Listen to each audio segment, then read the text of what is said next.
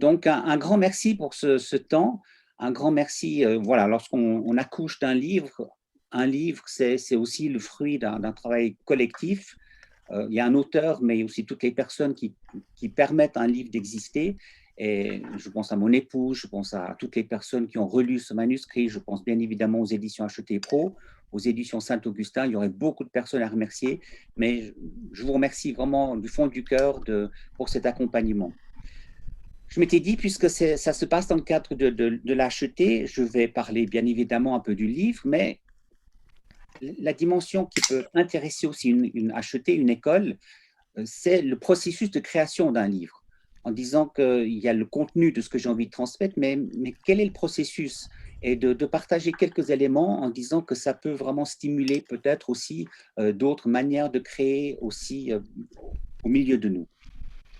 Alors voilà le plan de ce que j'ai envie de vous présenter. Il y aura une partie d'introduction, identifier les grandes questions de ma vie, de la vie, clarifier nos réponses, formuler ces essais de réponses et nous inspirer notamment de la diversité des genres littéraires de la Bible, et puis une conclusion. Voilà, ça c'est la structure de ce que j'aimerais vous présenter maintenant pendant cette trentaine de minutes. Alors en introduction, rappeler quelque chose d'assez fondamental, hein. Nous sommes tous appelés à communiquer. Le, le cœur de notre foi, c'est un Dieu qui est communion et communication.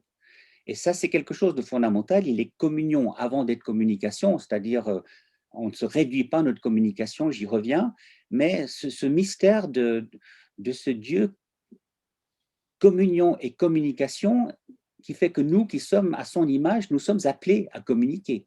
Et nous passons notre vie à communiquer depuis la première expression d'un nouveau-né quand il arrive dans ce monde jusqu'à notre dernier souffle. Nous passons notre vie à communiquer. Et cette communication, c'est vraiment quelque chose de la beauté. Alors, il n'y a pas que les humains qui communiquent, les animaux communiquent, il y a les plantes qui communiquent, tout l'univers communique d'une certaine manière, mais nous sommes tous appelés à communiquer. Et puis, alors ça c'est aussi une évidence, il y a 1000 manières de faire. On va plus parler d'un livre, du livre maintenant, mais je suis pleinement conscient que le livre, c'est vraiment une des manières. D'autant plus aujourd'hui, on voit l'importance des réseaux sociaux, lorsqu'on voit l'importance des vidéos, lorsqu'on voit l'importance des films, lorsqu'on voit l'importance de la poésie. Voilà, il y a tellement de manières de communiquer qui peuvent avoir un contenu explicite, mais il y a les manières de communiquer qui sont tout aussi importantes, qui sont l'hospitalité, la décoration d'un jardin ou d'un espace intérieur, un repas. Voilà, donc ces 1000 manières de communiquer, c'est quelque chose vraiment de fondamental et je pense que chacun d'entre nous, nous essayons au mieux de communiquer quelque chose qui fasse sens. Alors, en ce qui me concerne, un des éléments très, très fondamental, mais je pense pour la plupart d'entre vous, il y a l'importance, la difficulté et la joie du silence et de l'écoute. Au cœur de cette démarche de communication, et ça a été aussi notamment le cas de ce livre, en ce qui me concerne, ça a commencé par un temps sabbatique. J'avais vraiment envie de me retirer, j'étais un peu fatigué pour toutes sortes de raisons. Il y avait ce livre précédent sur l'islam conquérant, où j'essayais de sensibiliser à quelques défis de l'islam politique. Il y a eu beaucoup de choses positives, une belle réception et puis pas mal de coups aussi. Donc j'étais un peu fatigué et je ressentais le besoin simplement de m'arrêter. Et au milieu de cet arrêt, il y a eu la pandémie. Donc il y avait mon arrêt qui était choisi et puis un arrêt mondial qui était subi d'une certaine manière. Mais au-delà de tout cela, le fait de pouvoir s'arrêter, de pouvoir faire silence, d'écouter, je pense que c'est un des éléments fondamentaux de la communication, peut-être même l'élément le plus fondamental qui précède le reste. C'est fondamental de pouvoir entrer dans ce silence intérieur. Ce silence, on va écouter cette complexité de notre vie intérieure déjà, et c'est pas pour rien que lorsque les moines partent au désert, je vous ai mis cette image de Saint Benoît, le père du monachisme occidental, mais on pourrait parler du monachisme oriental aussi. Lorsqu'on se retire dans le désert, c'est un lieu extraordinaire et c'est aussi un lieu difficile. Parce que dans le désert, il y a aussi cette richesse intérieure de nos vies et aussi la noirceur de notre vie, nos doutes, les combats, la complexité du monde qui est là. Complexité du monde intérieur, complexité du combat spirituel aussi. Donc, cette entrée dans ce silence et dans cette écoute, il me semble qu'en tout cas, c'est un des éléments les plus précieux de toute forme de communication. N'importe qui enseigne, qui prêche, il sait que ça commence par le silence, par l'écoute, par la prière. Mais c'est un processus qui est stimulant et je ne minimise pas les difficultés. J'ai plusieurs amis qui me disent qu'ils ont beaucoup de peine à se retrouver seuls. Quand ils se retrouvent seuls, il y a trop de choses qui apparaissent de leur vie intérieure, mais précisément, c'est cette confrontation à cette complexité intérieure qui nous permet aussi, je crois, d'accéder à la joie intérieure. Et c'est à partir de cette traversée du silence, de l'écoute, comme je l'ai dit, intérieure, des textes bibliques, du monde, des souffrances et des joies autour de nous, qu'on accède aussi à une profondeur différente. L'importance d'arriver à cette joie. Il me semble, en tout cas aussi en perspective chrétienne, si nous communiquons ce qui est notre moteur finalement, ça reste la joie. Même si on va traverser toutes sortes de souffrances en entrant dans ce processus d'écoute, la perspective de l'évangile, une bonne nouvelle, va faire que si nous communiquons malgré tout cela, c'est qu'il y a un horizon de joie et qui ne minimise pas la souffrance. Donc, importance, difficulté et joie du silence et de l'écoute. Et puis, quelque chose que je pense que c'est très utile de s'en souvenir tout le temps, nous ne nous réduisons pas à ce que nous communiquons. Un livre, une prédication, un message ou un entretien, bah, ça peut porter du fruit, des fois c'est réussi, des fois un peu moins réussi, mais c'est pas grave. Ça fait partie aussi du processus de nos vies de communiquer et de ne pas nous identifier totalement parce que notre identité, elle est plus fondamentale que la communication de ce que nous faisons.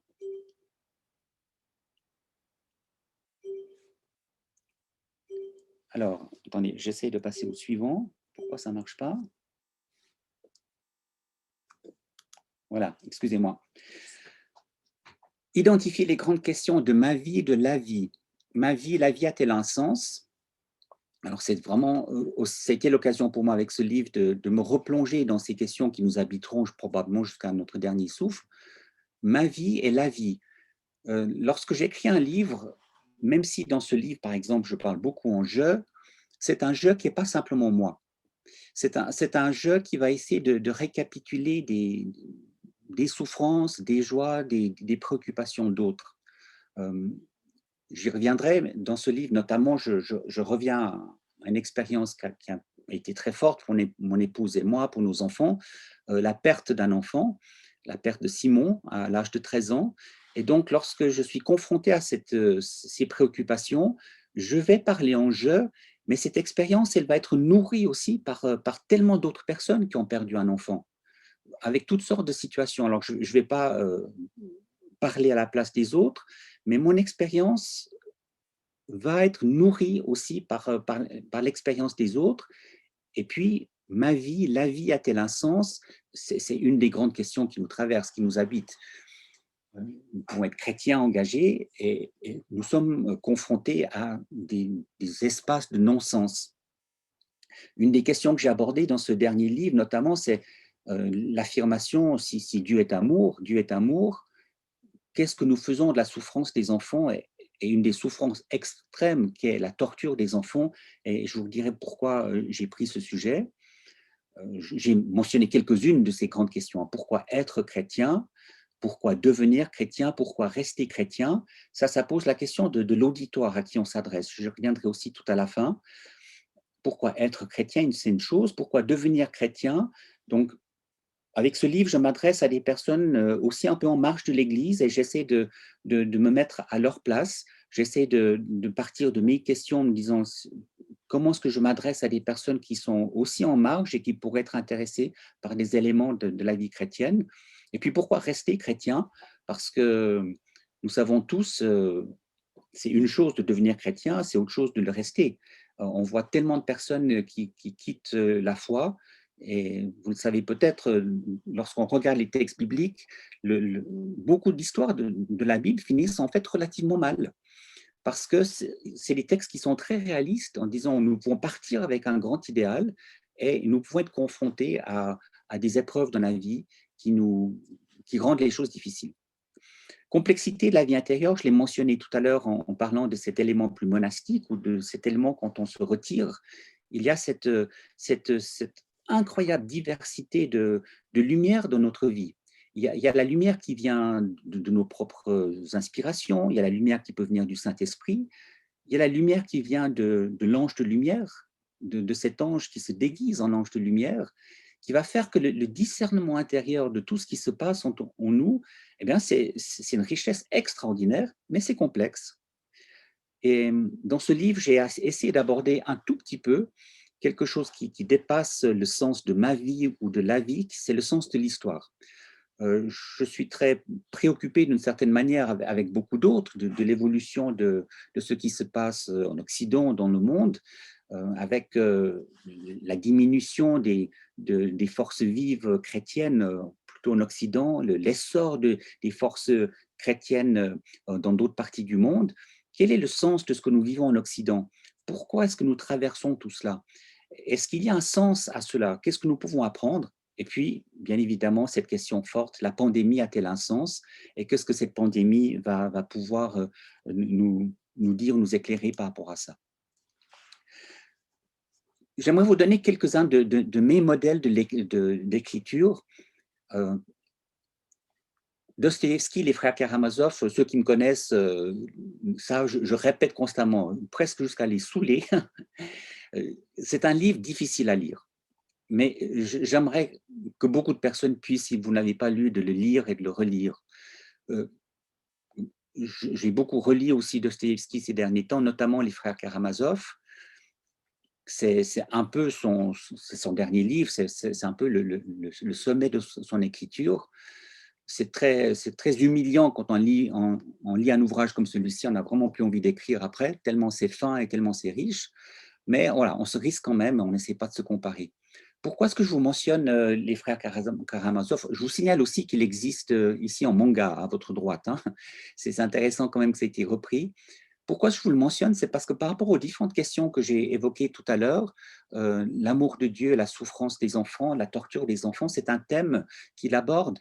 Et c'est ce que j'aime énormément chez Dostoïevski, et c'est ce qui m'a stimulé toute ma vie, c'est d'oser regarder euh, toutes les questions. Et Dostoïevski, quand il écrit, il se met à la place de la position adverse. Il essaie de présenter celui qui va être le plus critique de la foi chrétienne, par exemple, l'athée le plus convaincu. Et il va essayer de ne pas caricaturer cette personne. Et, et je pense qu'il met en pratique quelque chose de l'amour de l'ennemi. Il va essayer de présenter la position adverse, et c'est redoutable. Présenter le point de vue de l'autre, qui est absolument pas son point de vue, mais d'aller jusqu'au bout. Et ayant fait ce chemin, après, il va essayer de dire quelque chose de la foi chrétienne. Et je crois que ce processus, c'est un processus très important aussi dans cette exploration. Et si un livre ou une parole peut être authentique et avoir un certain poids, c'est précisément parce que cette parole prend au sérieux, sans caricaturer les personnes qui ont des positions différentes. Et là, en l'occurrence, c'est aussi la dimension de ceux qui doutent en nous. Dans les frères Karamazov, celui qui est le plus brillant, c'est un des frères qui est athée, en tout cas qui est très proche de l'athéisme, et, et ça rejoint les doutes les plus profonds. Et ce qui fait la force de ce livre, c'est qu'il ose regarder ses doutes, il ose regarder la souffrance par excellence, le fait que des enfants soient torturés. Est-ce que ça peut avoir un sens? Il traverse tout ça en essayant, en espérant avoir un éclairage quand même qui est marqué par l'Évangile. Cet ouvrage est coédité par les éditions Saint-Augustin, c'est peut-être pas par hasard, donc les éditions Saint-Augustin, c'est une maison catholique, et j'avais envie que ce livre soit édité catholique et réformé évangélique ensemble. Saint-Augustin, alors une fois de plus, je ne peux pas me comparer. Lorsqu'on lit ses ouvrages, on se sent vraiment petit. Mais en présentant ces deux ouvrages de Saint-Augustin, les Confessions, qui sont vraiment un travail intérieur de cet homme qui va explorer sa vie intérieure et explorer sa vie intérieure devant Dieu, le plus intime, et puis vous avez la cité de Dieu, qui est vraiment cette analyse de la déconstruction de tout ce qui se passe en son temps. Rome qui va chuter, l'Afrique du Nord qui va être attaquée, une grande partie de la vie de l'Église qui va être détruite d'une certaine manière, et Saint Augustin va essayer de réfléchir par rapport à ça. Donc il y a le plus intime et le plus universel. Alors, très modestement, alors, j'essaie d'aborder un peu ces thèmes dans mon livre, mais au-delà de ce que je peux faire, je trouve très précieux d'avoir des auteurs comme Saint-Augustin qui nous précèdent et qui nous aident à explorer le plus intime et aussi l'horizon de l'histoire. Et puis pour finir, pour signaler un auteur qui m'a énormément marqué, et je pense que dans chacun de mes livres, il y a chaque fois eu une histoire ou une parabole qui vient de Richard Wurmbrand. Richard Wurmbrand est un homme pour qui j'ai énormément d'estime. C'est cette personne juive qui était athée, qui a fait une découverte du Christ et qui va être témoin dans une situation de persécution. Et si je vous en parle aussi, c'est parce que précisément dans un ouvrage comme 3 minutes, il y a une très grande diversité de styles littéraires entre les histoires, les paraboles, les intuitions, les aphorismes, cette richesse de style, pour moi, il s'inspire aussi de la diversité des styles bibliques. Et puis les sermons au cachot, pour moi, c'est parmi les prédications les plus impressionnantes que j'ai jamais lues.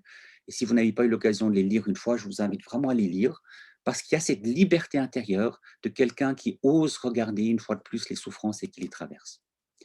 Alors, ce processus de clarifier nos réponses, on aborde les grandes questions de la vie, de ceux qui nous entourent, on essaie de les pressentir, et puis après, on essaie de donner nos réponses. Donc, pour cet ouvrage-ci, il y a eu plusieurs sources, hein. Je ne vais pas entrer dans toutes les sources, mais une des sources qui m'a inspiré, c'était l'intuition d'Einstein, l'apport de juifs messianiques et puis l'apport de chrétiens qui viennent d'ailleurs. Au cœur du livre, il y a cette citation d'Einstein: si l'on sépare le judaïsme des prophètes tel qu'il fut enseigné par Jésus-Christ de tous les ajouts ultérieurs, et en particulier ceux des prêtres, il subsiste une doctrine capable de guérir l'humanité de toutes les maladies sociales. Et je rajoute un peu plus tard, plus loin dans le livre, spirituel et autres. J'ai été interpellé en lisant cette parole d'Einstein. Comme vous le savez peut-être, j'ai enseigné pendant plusieurs années à l'EPFL, et donc j'avais des étudiants qui venaient de toutes sortes de milieux, des physiciens, etc. Et ce livre, Comment je vois le monde, est un livre très précieux. Quand on lit des scientifiques ou des philosophes, c'est toujours très intéressant d'avoir leur vie, d'avoir leur parcours de vie, parce que ça éclaire leur vision du monde. Et il y a cette parole extrêmement forte d'Einstein. On voit bien que dans cette parole, il y a un processus de discernement. Il va dire, c'est important de revenir à l'enseignement des prophètes et l'enseignement de Jésus, et puis il y a un travail de différenciation à faire entre les ajouts ultérieurs. Alors Einstein, je ne le récupère pas non plus dans le livre. Einstein avait une pensée théologique et philosophique assez proche de Spinoza, donc un Dieu qui, avec une intelligence incroyablement fine, s'exprime dans la complexité du monde.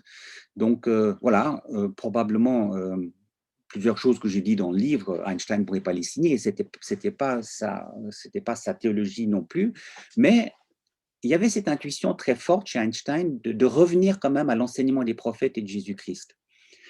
Je n'ai pas tout pu mettre dans ce dernier livre, mais une des choses qui est très forte chez Einstein, c'est l'amour des psaumes. C'est l'amour de l'émerveillement face à la vie. C'est l'amour de la sainteté du sabbat. Et ce sont plusieurs thèmes qui m'ont aidé à éclairer la pandémie, la sainteté et le sabbat. Je pense que la pandémie, d'une certaine manière, c'est un arrêt forcé, et le sabbat, c'est un arrêt choisi. Et notre monde et notre Église, nous avons oublié ces temps d'arrêt choisis où nous arrêtons de consommer, nous prenons le temps de nous réjouir de la vie, nous prenons le temps de nous émerveiller, nous prenons le temps de laisser les êtres vivants et les êtres humains respirer. Et voilà, c'était un éclairage pour moi. J'ai juste envie de compléter cette parole d'Einstein par cette citation dans ce livre, toujours là. Il existe une autre valeur dans la tradition juive, se découvrant magnifiquement dans de nombreux psaumes. Une sorte de joie enivrante, un émerveillement devant la beauté et la majesté du monde exalte l'individu, même si l'esprit n'arrive pas à concevoir l'évidence. Ce sentiment où la véritable recherche puise son énergie spirituelle rappelle la jubilation exprimée par le chant des oiseaux devant le spectacle de la nature. Il parle après de la jubilation des enfants. Donc, c'est intéressant de voir un scientifique de son niveau qui dit que le moteur de sa recherche, c'est une joie enivrante, une jubilation face au monde. Et ça m'a aussi interpellé de retrouver cette beauté des psaumes, et je vous parlais tout à l'heure de la joie. Je pense que c'est cette traversée du découragement et du désespoir, mais éclairée par cette joie, qui fait que notre communication peut avoir un sens plus riche. Dans cet ouvrage, j'avais aussi envie d'explorer à partir de cette parole d'Einstein, bien sûr c'est un juif qui parle de la tradition chrétienne, l'importance de tout l'apport des judéo-chrétiens, des juifs messianiques. Comme vous le savez, j'étais très impliqué dans les questions œcuméniques, donc avec les catholiques, les orthodoxes, les protestants. Nous oublions souvent que la première scission dans l'histoire de l'Église, ça a été entre juifs qui confessaient Jésus comme le Messie et les juifs, les pagano-chrétiens. Et je pense que c'est très précieux aussi pour l'unité de l'Église, mais aussi pour notre compréhension de la Bible, de revenir à une interprétation qui reprend au sérieux l'apport de la tradition juive. Et je vous signale notamment ce commentaire de la Bible qui est fait par des juifs messianiques et qui permet d'éclairer l'Ancien et le Nouveau Testament à partir de l'apport de la tradition juive. Pour mon dernier livre aussi, je me suis inspiré j'ai voulu aborder, alors il y a vraiment que quelques pages qu'il aborde dans l'ouvrage, mais l'importance aussi de la dimension de la mystique juive, la Kabbale, qui est un vaste mouvement où il y a des choses extraordinaires, des choses problématiques aussi, donc on ne peut pas tout reprendre, mais je pense qu'aussi au niveau de la réflexion théologique, beaucoup de nos catégories sont marquées surtout par des catégories grecques, la philosophie grecque, etc., de revenir à d'autres catégories plus hébraïques, c'est quelque chose de précieux et en ce qui me concerne, j'ai vraiment été nourri par cette finesse qu'on peut trouver dans certains textes de la Kabbale sur notamment l'articulation entre les pulsions humaines et les impulsions spirituelles et l'orientation de la vie. Une des premières manifestations de Dieu dans la tradition juive, c'est la couronne. La couronne qui est Dieu qui s'exprime dans sa volonté de manifester son désir, de manifester un monde qui va vivre de plaisir. Voilà, donc c'est un des éléments qui m'a inspiré. Je vous propose, pour faire une toute petite pause de quelques minutes, d'écouter une vidéo d'un groupe juif messianique. Ça me permet d'ouvrir une petite parenthèse. L'importance de la musique dans notre créativité. Je crois que c'est aussi une des grandes richesses de l'Occident, nous l'avons oublié, c'est que la théologie a été renouvelée, mais la musique et le chant ont été constamment renouvelés. Et de pouvoir se laisser porter par quelque chose de la musique, des chants que nous aimons, ça nourrit aussi notre communication. Alors, je vous invite à écouter un tout petit bout de vidéo d'un groupe de juifs messianiques en Israël. Et d'ailleurs, c'est un des personnages de ce groupe qui a inspiré un de mes personnages de mon livre. Alors, je laisse Robin lancer cette vidéo.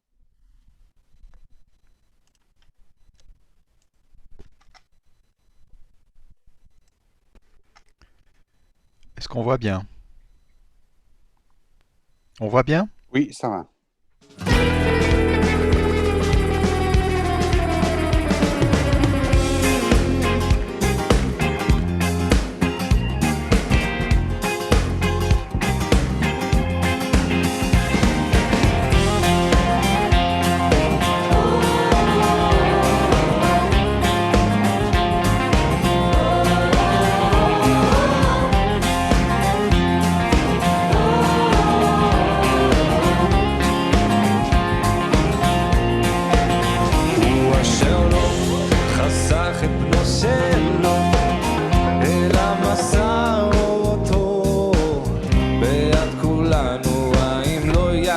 לנו את הכל איתו.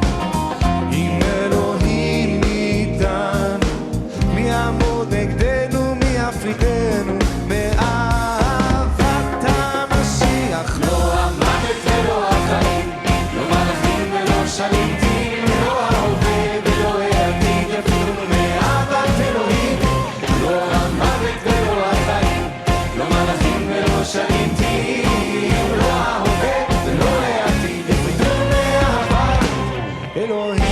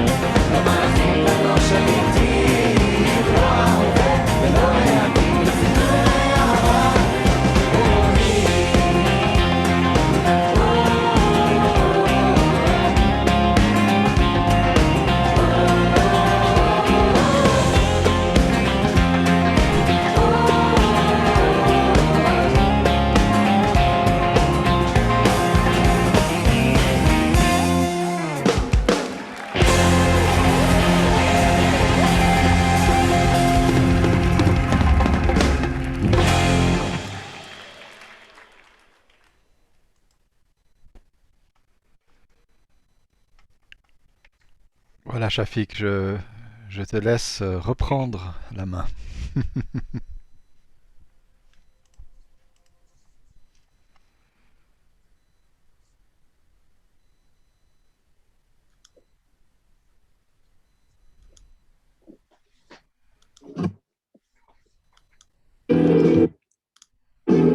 Attendez, j'ai un petit problème.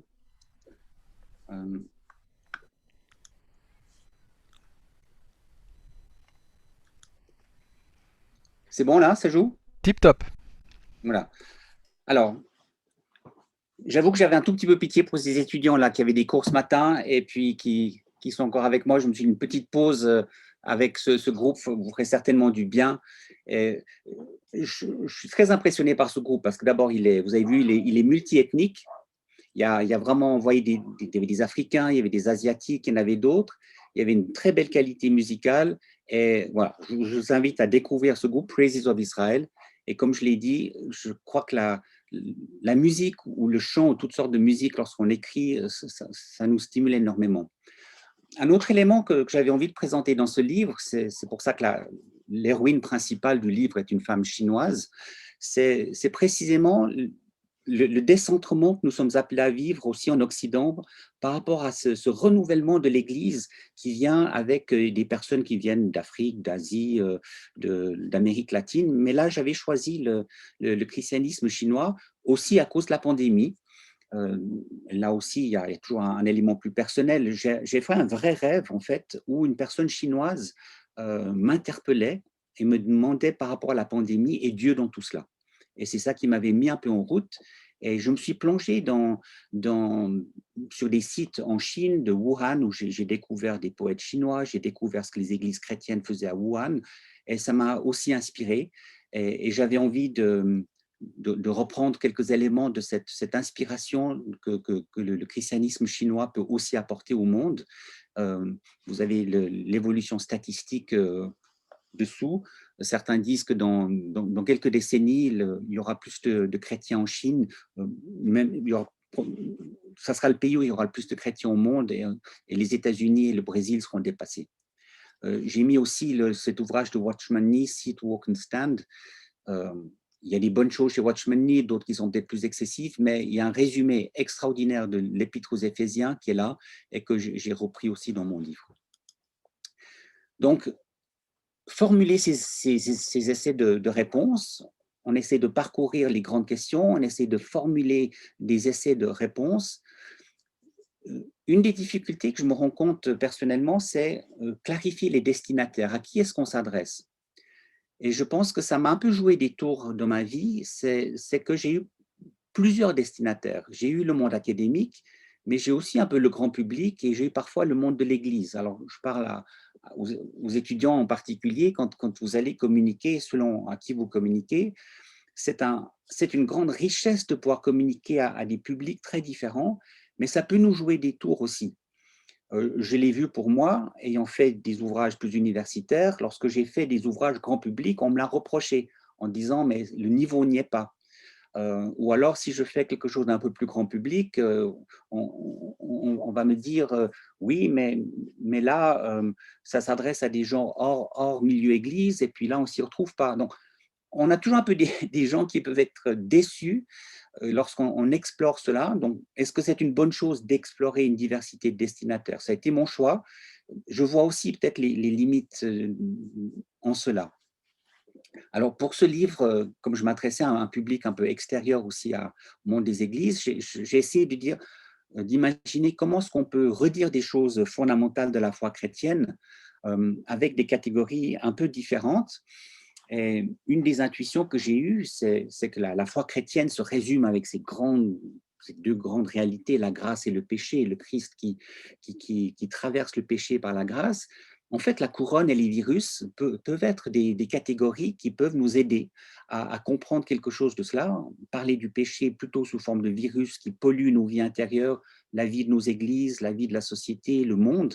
Et puis ce mystère de la couronne de la reconnaissance, la couronne de la grâce, la couronne de la bonté, la couronne de la vie, qui va traverser cela pour essayer de donner du sens. Une autre piste que j'ai essayé d'explorer, c'est de dire comment est-ce qu'on peut parler de la Trinité un peu autrement, l'amour, la beauté et le bonheur. La beauté, je me suis inspiré aussi de la Kabbale, hein, Tiferet, qui est une des manifestations de l'infini. Souvent, certains l'associent à la figure du Christ. Parler du Christ comme le thérapeute des thérapeutes, voilà. Et puis, une histoire en rebondissement qui finit bien, c'est aussi un peu l'objectif du livre. Une histoire qui finit bien, je pense qu'en tant que chrétien, on espère avoir une perspective qui finit bien, même si on traverse toutes sortes de situations. Pour terminer, au niveau de la communication, nous inspirer de la diversité des genres littéraires de la Bible. Ce qui est passionnant quand même dans la Bible, on a une chance extraordinaire avec ce texte fondateur, c'est la grande diversité des auteurs et la grande diversité des styles. Et cette grande diversité des styles nous donne aussi une liberté extraordinaire pour explorer toutes sortes de manières de faire. Alors, la Bible, c'est principalement quand même un livre d'histoire, avec des histoires. Les paraboles de Jésus traversent son enseignement, mais il y a aussi des paraboles dans l'Ancien Testament, il y a des paraboles Voilà. dans le Roi, et puis les exhortations, les lettres, les visions. Donc, j'avais envie d'explorer cela J'ai même exploré un peu des visions. Alors, je ne l'ai pas mis dans le livre, mais je l'ai mis sur mon site où il y a une dimension apocalyptique qui prolonge le livre. Mais c'est un encouragement pour moi, mais aussi pour vous, dans vos manières de communiquer, de prendre cette diversité au sérieux. Alors, je conclus. Chacun est appelé à écouter le mieux possible le Christ, euh, par l'écriture, en église, dans sa vie intérieure. Chacun est appelé à écouter le mieux possible sa vie intérieure complexe. Et probablement, ça, c'est la chose la plus difficile parce que nous sommes, en tout cas, moi, je me rends compte, il y a plein de virus qui empoisonnent ma vie et c'est un vrai travail intérieur de ne pas se laisser polluer et détruire par ces virus, mais de laisser la grâce transformer. Et je pense que pour toute personne qui communique, ce travail intérieur de transformation, c'est fondamental parce que lorsqu'on occupe des positions de responsabilité en Église et que nous-mêmes, nous sommes pollueurs par nos vies, eh bien, c'est important qu'on soit en quarantaine pendant un temps pour ce processus de guérison. Et puis, la richesse de la Bible, la complexité du monde et en témoigner humblement est le mieux possible. Voilà, voilà une présentation de ce que j'avais envie de vous dire et je me réjouis d'avoir un petit moment d'échange avec vous maintenant.